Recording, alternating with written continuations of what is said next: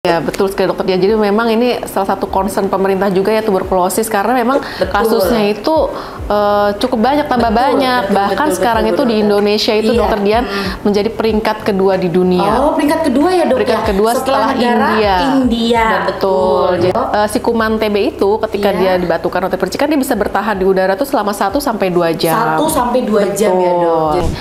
Yang juga berisiko untuk kena TBC adalah orang-orang yang merokok. Oh, nah, jadi merokok. Ini merokok ini susah ini dok, nampaknya di.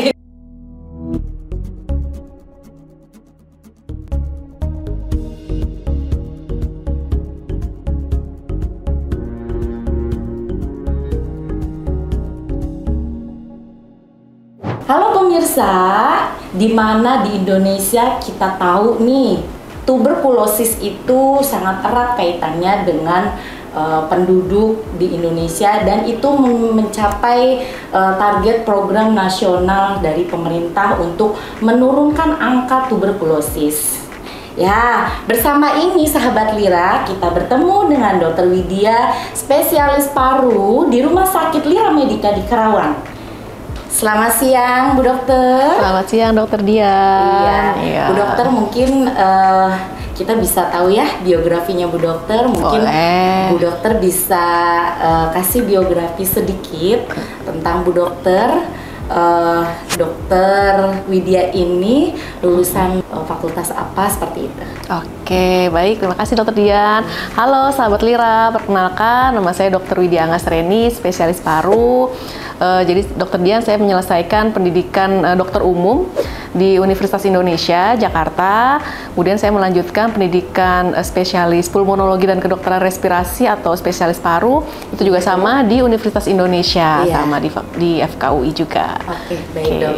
Dok, dokter ngambil paru nih, kira-kira nih dok, suka dukanya apa nih dok ngambil paru? Suka dukanya? Apakah ada kisah-kisah yang membuat dokter, aku pengen paru nih gitu? Itu kenapa dokter akhirnya bisa memilih dokter spesialis paru? Iya, jadi sebetulnya memilih spesialis paru ini bukan direncanakan sejak koas ya, enggak. Jadi memang waktu itu nggak ada kepikiran mau daftar paru. Cuma memang saat dunia kerja terpajan atau bertemu dengan orang-orang yang banyak berkecimpung di paru gitu. Jadi terinspirasi ceritanya. Terus kemudian yang kedua juga saya berpikir ini kan saya mau ngambil spesialis ya gitu. Mau ngambil spesialis tuh alangkah enaknya mungkin kalau misal ruang lingkup itu nggak usah luas-luas tapi dalam gitu ya. Jadi nggak melebar tapi cukup dalam, itu yang kedua. Terus mungkin alasan ketiga ya karena waktu itu nggak kepikiran aja atau nggak suka aja kalau ngambil yang bedah-bedah gitu ya. Jadi ya meskipun cuma bedah, tapi ternyata di paru juga ada tindakan intervensinya. Iya, ternyata ada juga. Tapi memang ya jadi balance ya, nggak terlalu banyak tapi ya gitu deh. Iya, tentunya Rumah Sakit Lira Medica ini rumah sakit tipe B di Karawang ya dok ya. Jadi beberapa tindakan invasif termasuk paru tentunya kita bisa ya dok ya lakukan ya. Mudah-mudahan ya ditunggu segera nih Lira Medica. Iya. Jadi kira-kira ini dok momen apa yang selama dokter jadi dokter spesialis ini yang tidak terlupakan selama dokter menjalani pendidikan selama ini? Ya kalau misalnya untuk spesialis paru memang saya belum lama ya untuk spesialis parunya menyelesaikannya baru-baru ini. Jadi memang pengalaman tidak terlupakan adalah pengalaman saat COVID ya Dokter Dian ya. Kita semua tahu ya itu gimana waktu itu saya waktu itu lagi pendidikan ya dok, lagi pendidikan dan saat itu kasus COVID lagi tinggi-tingginya juga saya pas banget lagi stase di depan di IGD dan saya menyaksikan sekali banyak banget pasiennya dan bahkan bagaimana perburukan pasien-pasien COVID itu di depan mata kita dan ya gitu deh, saya mungkin itu yang nggak terlupakan ya. Baik, jadi momen-momen COVID lah yang COVID-19 kemarin momen yang paling tidak terlupakan ya dok ya. Iya, jadi dimana kita sebagai garda terdepan ya dok ya kita menyaksikan sendiri sampai begitu, sampai nggak bisa berkata-kata deh. Iya, Bu Dokter. Ini kebetulan ngomong COVID-19 ini dok. Ini kan kaitannya dekat sekali dengan penyakit TB ya dok ya. Bisa. Iya, jadi dari gejalanya hampir sama ya dok ya.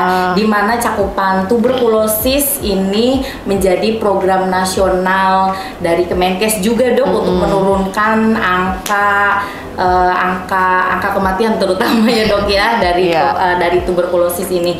Jadi bisa dijelasin nggak dok kepada seluruh sahabat Lira di sini apa itu tuberkulosis dokter? Iya betul sekali dokter. Ya, jadi memang ini salah satu concern pemerintah juga ya tuberkulosis karena memang kasusnya itu cukup banyak, tambah banyak. Bahkan sekarang itu di Indonesia itu dokter Dian menjadi peringkat kedua di dunia. Oh, peringkat kedua ya dok? Peringkat kedua setelah India. Betul. Jadi ya, memang PR kita bersama PR ya kita untuk bersama ya, dok. Bagaimana caranya mengeliminasi tuberkulosis ini. Baik, jadi dok. tuberkulosis itu apa sih sebetulnya? Iya, dok. Jadi tuberkulosis itu adalah suatu penyakit menular yang disebabkan oleh kuman yang namanya Mycobacterium tuberculosis. Jadi sebutnya makanya penyakitnya adalah TBC. Iya, Nah, jadi dokter Dian, TBC ini memang paling sering itu menyerang paru.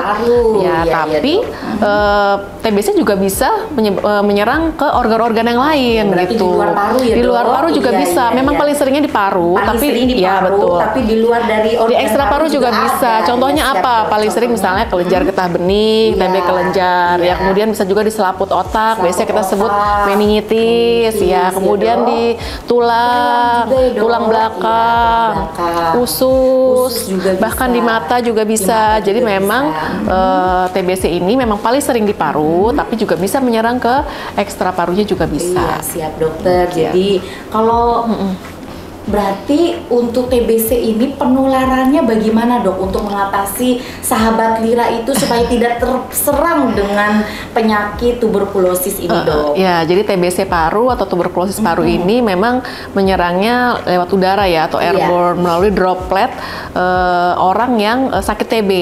Jadi droplet dari orang yang sakit TB ketika terhirup sama kita itu berarti kumannya bisa masuk ke saluran napas terus akhirnya masuk ke paru. Demikian. Jadi penularannya itu bukan lewat makanan, bukan lewat darah, tapi lewat udara. Itu melalui droplet tadi ya. Percikan yang bisa keluar saat pasien batuk, saat pasien bersin, kemudian atau pasien mungkin bicara juga kadang-kadang bisa saja ada droplet yang keluar. Jadi makanya ya dok, kalau bisa sahabat Lira mungkin bisa tahu tentang etika batuk caranya seperti apa ya dok? Iya, karena salah satunya penularannya lewat droplet udara itu tadi ya dokter. Dan si kuman TB itu ketika dia dibatukan atau percikan dia bisa bertahan di udara tuh selama 1 sampai 2 jam. 1 sampai 2 jam ya dok. Jadi orang yang dengan penyakit TBC ketika dia batuk tidak menggunakan etika batuknya bisa menularkan transmisi yang lain ya dok ya. Betul dokter dia. Ya siap dokter. Nah sahabat Lira tadi kan udah dijelasin nih tentang apa itu TBC, terus bagaimana cara penularannya. Nah sekarang mungkin kita bisa tanyakan ya sahabat Lira ya tentang apa itu gejalanya dok. Jadi gejala-gejala pasien dengan TBC dok.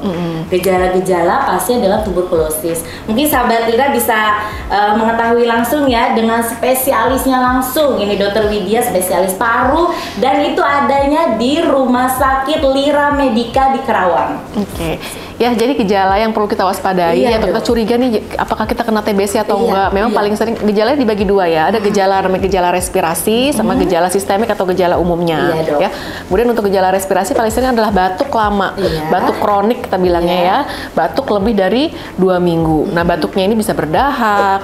Kadang-kadang bisa juga disertai dengan darah atau batuk darah. Kemudian bisa juga kalau misalnya kerusakannya sudah berat, kena parunya sudah berat, bisa disertai dengan sesak napas atau bisa disertai juga dengan nyeri dada. Itu gejala respirasi yang biasanya muncul pada pasien-pasien TBC. Sedangkan gejala sistemiknya yang biasanya menyertai pasien TBC itu bisa juga demam, riang, kemudian keringat malam, jadi bajunya basah kalau malam, padahal mungkin sudah pakai kipas angin atau pakai AC, tapi itu rasanya keringat malam, kemudian nafsu makan turun, bawaannya lemes, kemudian berat badan juga turun gitu tanpa diketahui sebabnya. Nah, jadi memang itu gejala-gejala yang harus kita waspadai, apakah memang kita terkena TBC atau enggak. Oke, gitu. siap dok. Jadi bagi sahabat Lira ini yang tadi dokter Widya sampaikan, kalau misalnya teman-teman di sana, sahabat Lira ini ada batuk lebih dari 2 minggu ya dok. Betul, batuk Terus lama. badannya kurus sampai tidak diketahui dengan sebabnya, bahkan dengan panas atau gejala keringat dingin malam, itu bisa langsung cek aja ke Rumah Sakit Lira Medica Karawang. Oke dok, kira-kira ini dok, ini yang bisa sampai dengan terjadinya TBC ini siapa aja nih yang beresiko dok? Oh, yang berisiko ya. Iya, Jadi siap, memang secara umum TBC lebih rentan pada orang-orang yang daya tahan atau imunnya itu rendah. Iya. Contohnya apa? Contohnya pada siapa? Yaitu orang tua ya. Kemudian pada anak-anak ya, Iya. imunnya mungkin belum terbentuk dengan sempurna dengan baik. Kemudian orang-orang dengan gangguan sistem imun, misalnya autoimun, pasien-pasien HIV/AIDS, kemudian pasien-pasien kanker, pasien-pasien dalam terapi atau kemoterapi, kemudian pasien-pasien dengan gizinya kurang baik atau malnutrisi, ya, dok, ya. dan satu lagi nih dokter Dian yang paling penting, yang juga berisiko untuk kena TBC adalah orang-orang yang merokok. Nah, jadi merokok. Ini merokok ini susah ini dok, dampaknya di Indonesia. Jadi emang bukan karena dia merokok dia jadi TBC, enggak. Cuma kan kalau misalnya pasien merokok itu memperburuk kali ya dok, dia jadi lebih rentan karena sistem bersihan saluran napasnya tuh jadi rusak karena pasien merokok dalam jangka panjang ya. Kalau sistem bersihan saluran napas ibaratnya sapu-sapunya ya dok. Kalau saya membahasakan gitu, kalau saluran napas ada sapu-sapu, kalau ada kuman masuk bisa dibersihkan gitu ya. Nah itu sistem bersihan karena pasien merokok lama itu bisa rusak, sehingga kalau ada kuman TB masuk lebih rentan dia untuk TBC. Dan rokok itu juga kan dia menyerang juga sistem pertahanan atau sistem imun kita. Jadi kalau misalnya ya itu sistem respon imun kalau ada pasien TB sehingga jadi turun. Jadi pasien merokok itu rentan banget kena TBC. Jadi bukan karena TBC karena rokok, enggak. TBC kan karena infeksi tadi ya. Karena kuman yang namanya Mycobacterium tuberculosis. Iya, tapi dengan pasien atau dengan yang suka merokok bisa rentan ya dok ya. Jadi itu merokok apa aja dok ya, termasuk vape ya dok? Apa saja itu juga termasuk rokok. Itu termasuk ya dok. Nanti kapan-kapan kita bahas ya dokter Dian. Nanti mungkin kita bisa bahas ya. Iya, nanti kita mungkin bisa bahas tentang vape ya dokter ya, apa bahayanya buat kita ini. Ya, siap dokter. Nah, sahabat Lira mungkin bisa pengen tahu nih dok, pencegahan untuk tuberkulosis itu gimana dok? Jadi supaya kita ini kan tadi dokter udah ngejelasin nih beberapa faktor yang resiko bisa terjadinya tuberkulosis. Nah, pencegahannya bagaimana dok? Nah, pencegahannya ya seperti disesuaikan ya seperti yang tadi sudah saya sampaikan ya. Karena kan memang menyerang yang imunnya kurang bagus. Maka itu pentingnya kita untuk makan makanan yang bergizi, penuh nutrisi, gizi seimbang. Kemudian penting juga untuk berolahraga. Kemudian penting juga untuk kita menjaga lingkungan rumah dok. Gitu. Jadi lingkungan rumah dengan ventilasi yang baik, kemudian dengan pencahayaan sinar matahari yang bagus, itu juga akan bisa membantu mencegah TBC. Jadi kan tadi saya bilang ya, kalau kuman TBC itu begitu ada di udara dia bisa bertahan 1 sampai 2 jam. Nah, kalau misalnya dia terkena sinar matahari itu kuman TB-nya bisa mati. Bisa kalah. Tapi kalau misalnya lingkungannya lembab, gelap gitu, kuman TBC-nya bisa bertahan lebih lama di situ.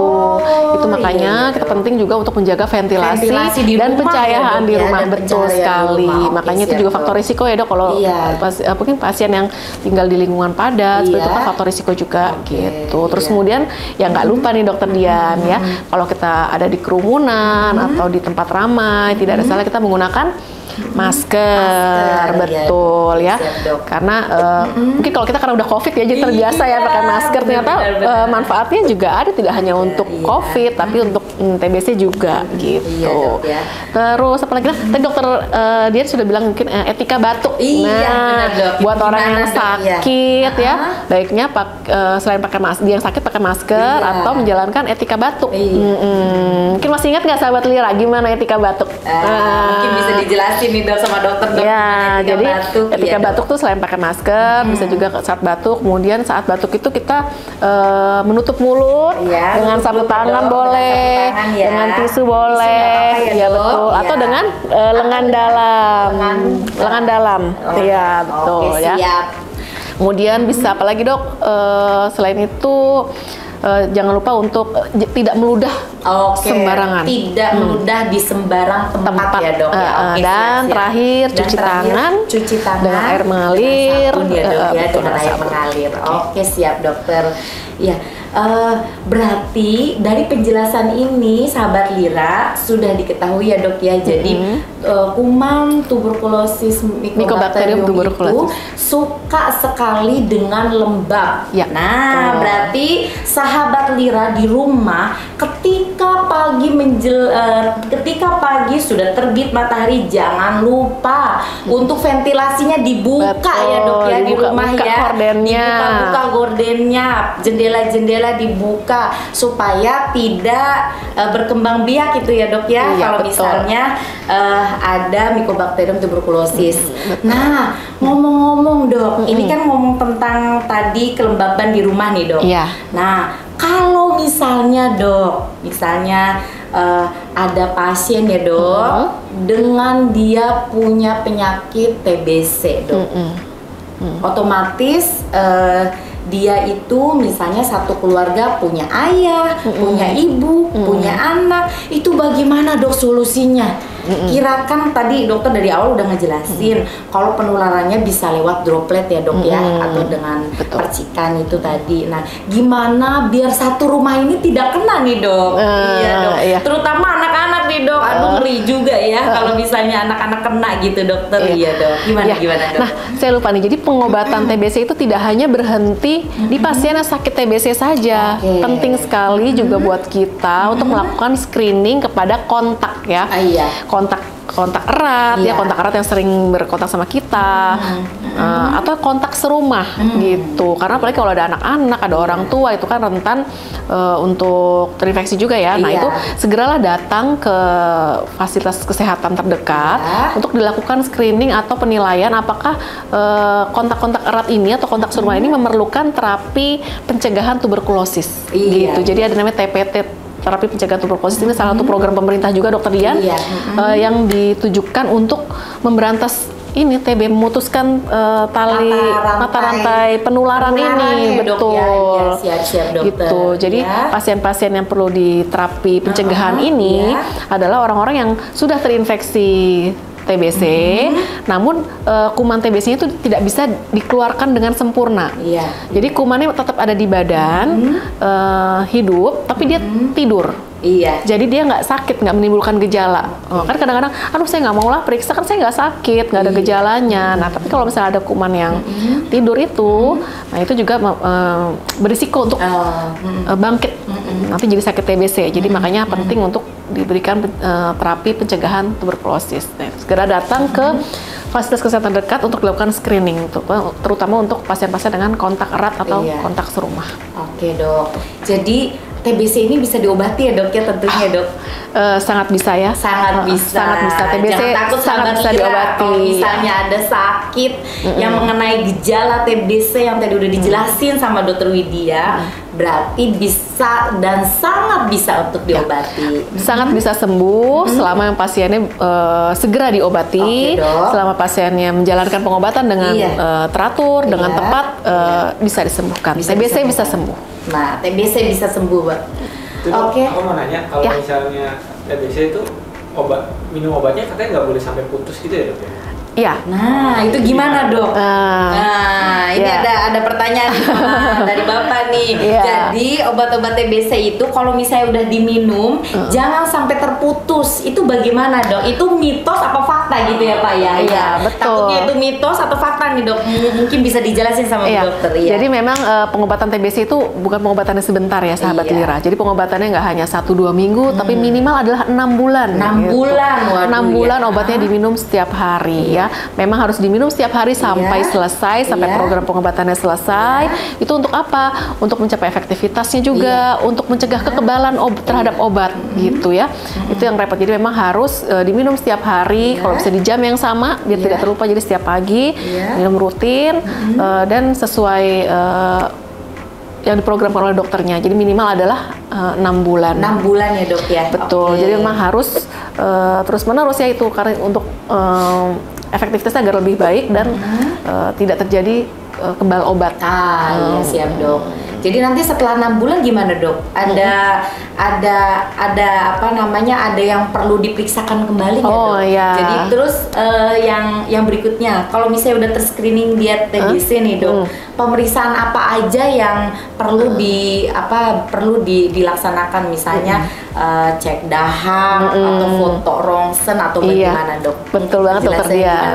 Ya jadi memang terutama pasti yang pertama adalah kita mendiagnosis secara klinisnya dulu ya dari gejalanya. Kalau memang pasiennya ada gejala-gejala ke arah TB, secara klinis TB, biasanya nanti dokter akan melakukan ronsen dada ya.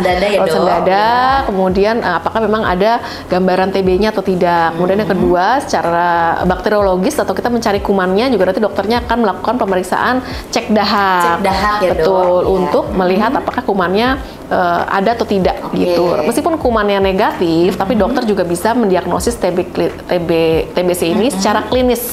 Tegak secara klinis. Jadi dari gejala dan dari ronsen memang mengarah ke TB meskipun kumannya ternyata cek dahaknya negatif, dokter tetap bisa mendiagnosis TBC artinya secara klinis. Nah, evaluasinya gimana dok? Nah, tentu evaluasi setiap bulan atau setiap pasien kontrol pasti akan dievaluasi secara klinisnya. Dari berat badannya paling sering dok. Berat badan mulai naik. Nah, ini responnya bagus. Berarti kalau misalnya berat badan naik, responnya mulai bagus ya dok. Atau gejala berkurang. Betul. Nanti kita juga akan lakukan evaluasi ronsen di bulan kedua sama di akhir pengobatan. Kita ronsen. Yang bulan ke-6. Bulan ke-6 betul. Pakai cek dahak lagi nggak? Ya cek dahak lagi di bulan ke-6. Kita cek dahak lagi. Tapi biasanya kalau pasien udah sembuh itu dahaknya suka, dok udah nggak ada dahaknya, gimana mau diperiksakan? Gitu. Itu gimana dok solusinya dok kalau ketemu pasien? Ya sudah kalau memang tidak ada dahaknya, ya bisa kita induksi dulu boleh misalnya coba minum ini manis-manis atau makan gorengan biar berbatuk biar ada batuk tapi kalau misalnya nggak bisa juga ya kita nilai secara klinis secara gejala dan dari ronsen nanti dokter bisa menyatakan pasiennya sembuh secara klinis. Siap baik dokter. Nah ini ada nggak dok dari kasus pasien yang sampai dengan 6 bulan oke lah ya dok ya, mudah-mudahan udah pengobatan 6 bulan sudah tidak ada masalah nih dok. Ada nggak sampai di 6 bulan itu masih ada gejalanya? Jadi apa yang harus dilakukan dok? Apakah ada penambahan obat tertentu atau bagaimana dok? Ya memang TBC itu kan pengobatan minimal 6 bulan untuk TBC paru ya. Tapi perlu diingat bahwa jika ternyata TBC paru berbarengan dengan TB ekstra paru dengan organ yang lain, biasanya pengobatan lebih panjang, yaitu bisa minimal 9 sampai 12 bulan. 9 sampai 12 bulan betul. Ya dok ya. Dan kalau misalnya pasien TBC itu segera diobati di awal sakit, ibaratnya kerusakan parunya masih minimal, itu pasiennya tuh bisa sembuh tanpa meninggalkan gejala sisa gitu. Jadi tanpa gejala sisa pasiennya bisa sembuh, bahkan kalau misalnya di ronsen lagi, bagus lagi nih, cakep lagi nih, kayak orang normal, kayak orang nggak pernah sakit TBC aja gitu. Tapi kalau misalnya dari awal pengobatan memang pasiennya kondisi parunya atau ronsennya sudah cukup berat, nah itu apalagi sudah ada pengerasan paru, yaitu biasanya nanti bisa ada gejala sisa begitu. Gejala sisa nanti dokter akan menilai apakah memang perlu obat tambahan atau perlu fisioterapi. Iya siap dokter. Terima kasih banyak dokter Dian atas seluruh penjelasannya Bu Dokter. Ya, mudah-mudahan bermanfaat ya sahabat Lira. Ini sangat bermanfaat banget buat sahabat Lira ini ya, sahabat Lira ya. Mungkin closing dokter. Ini apa yang dokter mau sampaikan buat sahabat Lira yang saat ini sedang menyaksikan kita nih dok? Iya, mungkin closing statement aja dari dokter. Iya, hai sahabat Lira, yuk mari sama-sama kita bantu pemerintah untuk menurunkan angka TBC, mencegah memutus rantai penularan TBC ini dengan waspada atau mewaspadai gejala-gejala. Kalau ada batuk lama, sesak napas atau batuk darah, segera datang ke Rumah Sakit Lira Medica untuk mendapatkan penanganan yang lebih lanjut. Iya, Dok. Sahabat Lira apabila pengen ketemu Bu Dokter ini kapan, Dok?